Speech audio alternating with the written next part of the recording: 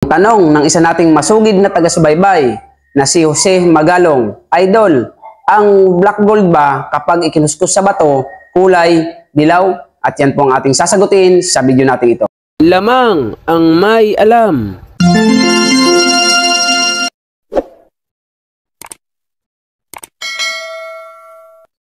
Magandang panahon po sa inyo mga kaibigan ko, dito po sa ating channel, More Than Treasures. Kumusta po kayong lahat? Nawain na sa mabuti kayong kalagayan at lagi pong ligtas sa anumang sakit at karamdaman. Sa video po natin ito ay atin pong sasagutin at bibigyang linaw ang katanungan ng isa nating masugid na taga-subaybay na si Jose Magalong. Ang sabi po niya, Idol, ang black gold ba kapag ikinuskus sa bato ay kulay dilaw? So, bago ko po yan sagutin, nais ko pong malaman nyo na wala po talagang mina ng kulay itim na ginto or black gold. Kahit nga po ang white gold, wala din pong mina ng puting gold or white gold. Ang original po na mina ng ginto ay yellow gold. That is the original color of gold, ay ang kulay dilaw. So bakit nagkakaroon ng white gold at nagkakaroon ng black gold? So sa ating pong kasagutan, mayroon pong black gold.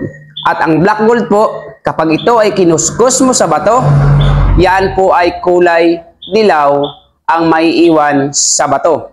At kapag binuhusan mo ng asido, hindi po yan nabubura sa bato. Kung papaano po ang paraan ng pagtingin ng dilaw na ginto sa bato at asido, gayon din po sa black gold. Ngunit bakit nga ba nagkaroon ng black gold? So ibig sabihin, kung wala pong mina ng black gold, bakit mayroong black gold na alahas? Ibig sabihin, dumaan po ito sa matinding proseso. Para po yung malabo na tubig, dumaan sa matinding proseso, naging malinis at pwede nang inumin. Ibig sabihin, may presyo.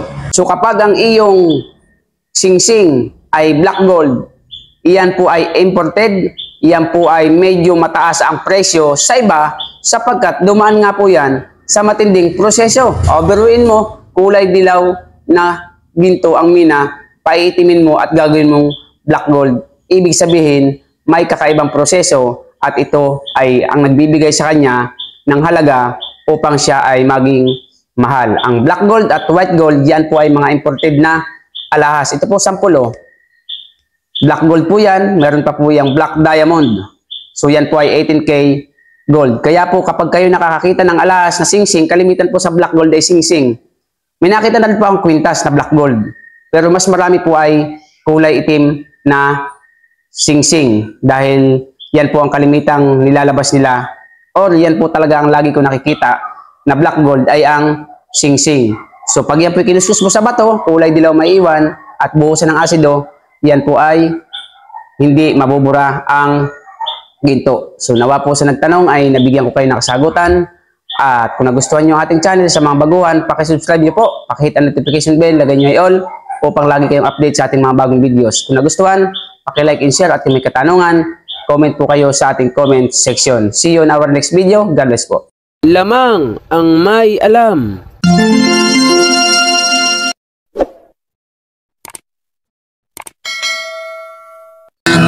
Ginto pilak ang babaw ko, pag pilatis ng ginto eksperto ko, kung sa mga kabisado ko, alam ko ang peke at totoo. Ako ay isang masayang ng ginto, alam ko ang tunay at totoo. Kung usapan ay alas lang, yan ay kaya nating patunayan. Ako ay alahero at asayer ng ginto, alam ko ang tunay at totoo.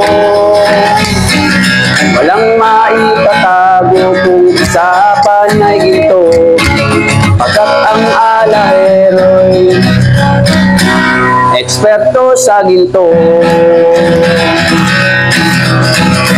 Mayroon ngayong bagong pauso.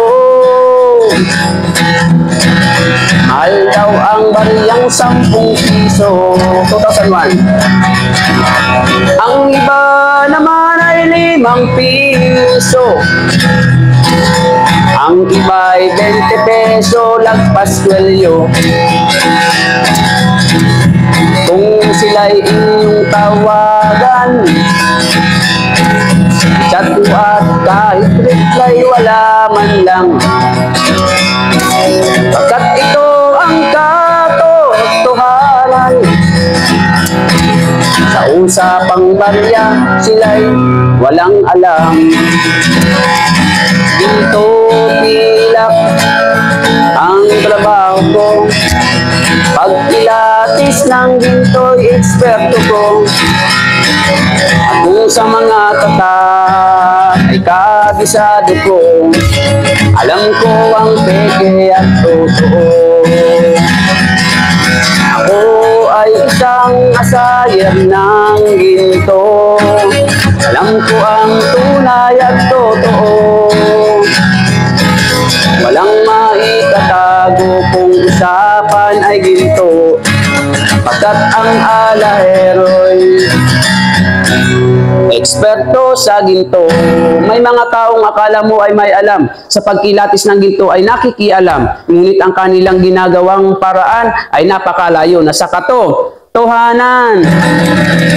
Ginto pilak ang trabaho ko, pag pilatis ng ginto'y eksperto ko. Kung sa mga katak ay kabisado ko, alam ko ang peke at totoo.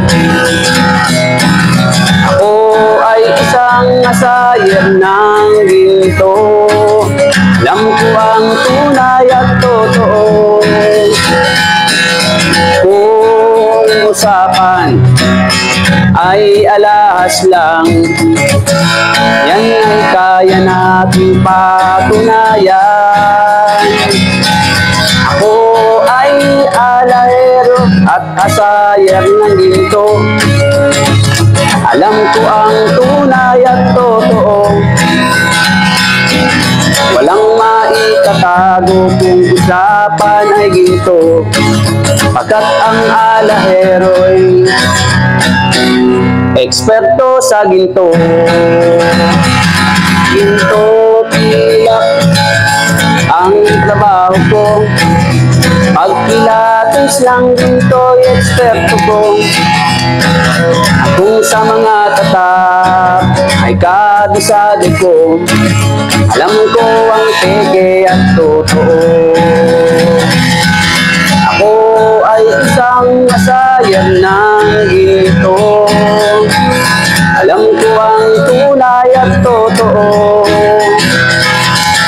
Walang maitatago kung usapan ay ginto, pagkat ang alahero'y eksperto sa ginto. Pagkat ang alahero'y eksperto sa ginto.